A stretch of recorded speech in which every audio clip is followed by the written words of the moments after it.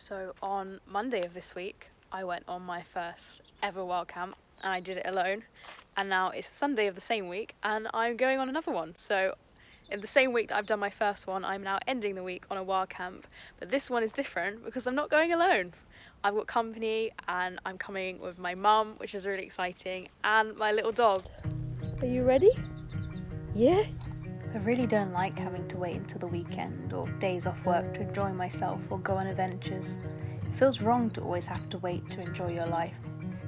This is why I'd wild camped on a Monday night a few days earlier, and why when my mum suggested we do a wild camp on a Sunday night before work, I jumped at the chance. So as the week drew to a close and the light began to lower, we headed off into the woods. A bit muddier than expected. Got a wave.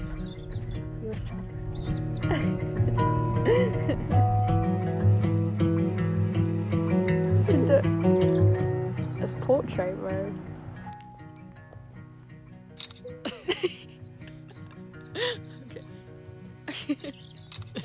There we go. I was just telling Mum that I didn't realise until recently that on the chest straps of bags it's actually a whistle as well. I had no idea, absolutely no idea.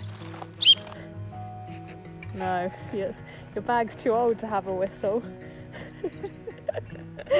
So what made you want to wild camp tonight, Mum? For your video. I inspired someone. To my own end, benefit and it me. took me back because obviously this is the sort of thing I used to do with Uncle Richard. Yeah. We used to just go out with a sleeping bag. We didn't even tent ever. That's when I first had my first cup of tea actually, because he didn't bring me any drink. He just said, here's a glass, go finish. Being back in these woods reminded me of my college days, when most weeks, come rain or shine, warm or freezing cold, me and my group of friends would come here and walk these same paths and spend our nights beside a fire chatting and laughing into the early hours of the morning. That was a time of lesser responsibilities and no full-time work, when there was a lot more time and opportunity for adventure. It can feel harder now to make the time for it, but the contrast adventure now provides against an otherwise quite structured and monotonous life makes getting out feel even more exciting and liberating than ever before. It does look like a show. When you put it through the camera, doesn't it? Yeah.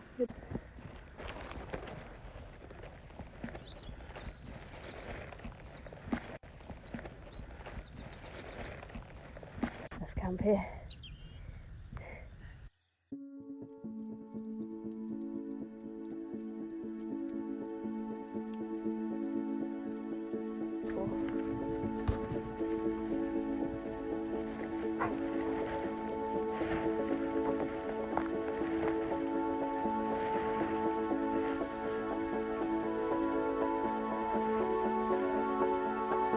Are you any good at being a mallet, buddy?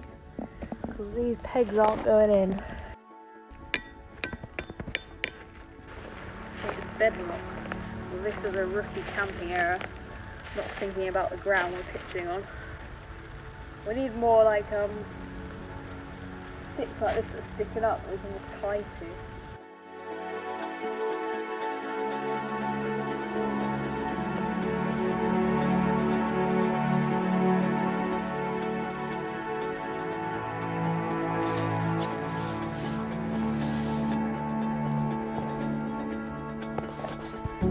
Aroma in here now. What is that? It's spooky in the forest at night face.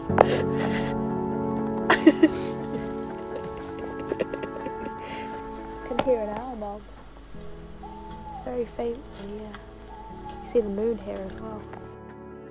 We brought the cup but not the tea or the water. Yeah, I brought the cup, not the tea. Well, Daddy's water. that's enough to pretend with.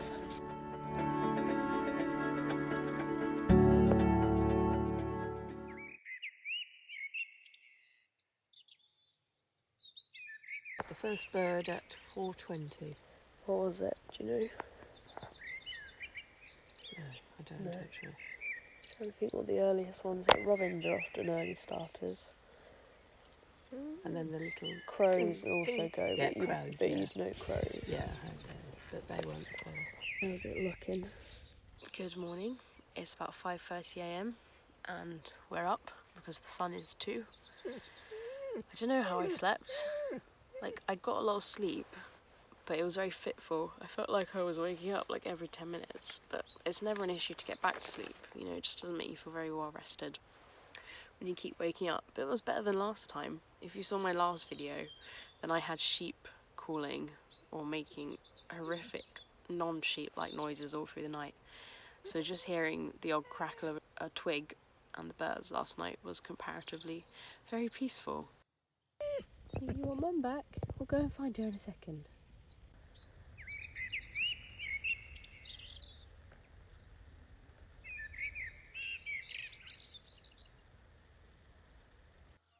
Having arrived at our campsite when it was already dark, it was lovely to take in the full beauty of our pitch come morning. It was a wonderful secret little woodland clearing, tucked in a ring of vegetation and beneath the branches of ginormous trees and amongst their sprawling roots. The amazing tree we slept beneath. Look at it. Our tent fixes. Guy ropes on these broken silver birches. But it worked. It did work. I actually first discovered this secluded spot with my friends. We'd hiked off the beaten track, and after winding our way through the woods, we stumbled across this incredible place in a very happy accident. It took us a few good visits to memorise how to find the spot, but it was worth it to have our own private piece of the wood. We never saw another soul come through here in all the days and evenings we spent here. Visiting again many years on, I was amazed how different it looked. Everything was so overgrown compared to just a few years ago. This all was not here a few years ago. There's a fallen log behind all that. And this is the little secret way into our camp. Pretty overgrown path now. And you actually go through the middle of the fallen tree. So I can prove to you it does exist, even if we can't see it anymore. There you go. So it can feel like you're entering a bit of your own like special, magical little clearing.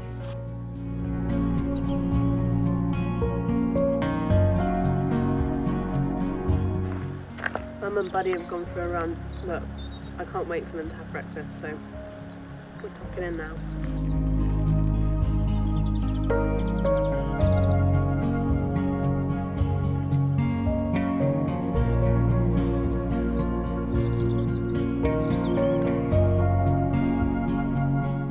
Get every last morsel, don't you, bud?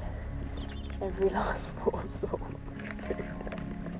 What's the definition of wild camping, buddy? Living the area where you've been like you've never been. Hashtag leave no trace.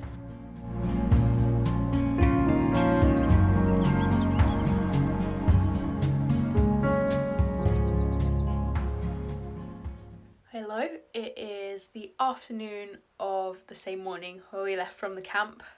Me and Mum have both been at work today, but we want to continue the wild theme. It's actually her birthday today, which is half the reason for doing the camp last night.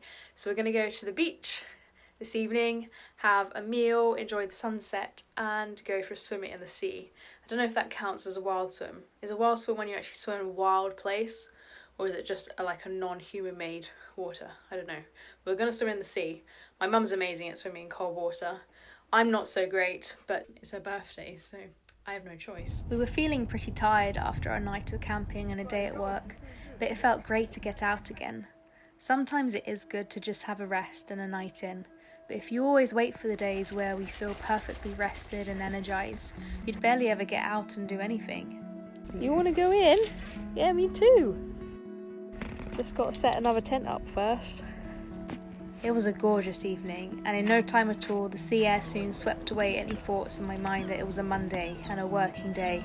It was just simply a beautiful evening, and we were having a great time. We explored the rock pools left behind by the retreating tide, and the night was so windless, the sea was the stillest I've ever seen it, a flat mirror-like expanse that made it hard to tell where the sea ended and the sky started.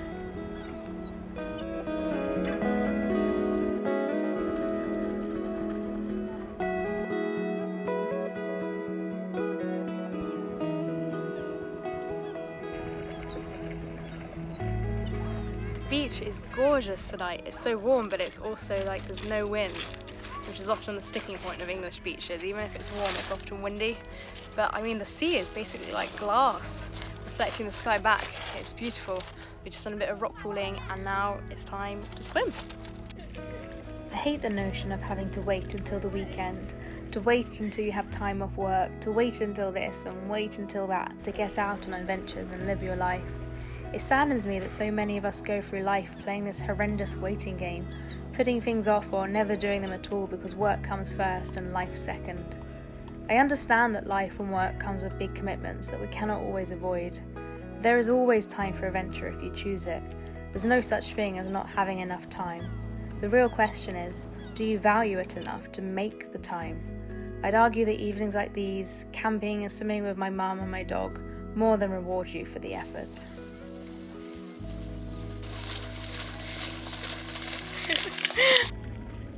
So I would love to be all heroic and noble and say that the sea was absolutely freezing, and for once I didn't bail on going in cold water, and that I in fact did it, but I don't think I can get away with that because that was like being in a bath. It was so warm. I mean, it's quite shallow and it's been like 30 degrees today, so it's been heating up all day, and it's kind of rocky in places, sandy under bottom, so the heat's just been reflected back up. So there was not even a flinch on my face. We just strolled right in, but it was lovely just floating there, and it's still so still, so you could look right down as you were coming back in and see all the rock pools and the little fish swimming around. And now we're just chilling on the beach. On a Sunday and Monday eve, when many people are feeling downbeat about the thought of a working week ahead and staying in because they have work the next day, and this seems to mean therefore you can't do anything, we'd had the most amazing time wild camping and swimming at the beach. In fact, I'd completely forgotten about work. It was just a minor part of my day, squashed to insignificance by the adventures that flanked either side of it. It felt great. I felt so happy and free, and it was wonderful to have such quality time with my mum. It was an important reminder for me. Please don't live to work. We should be working to live.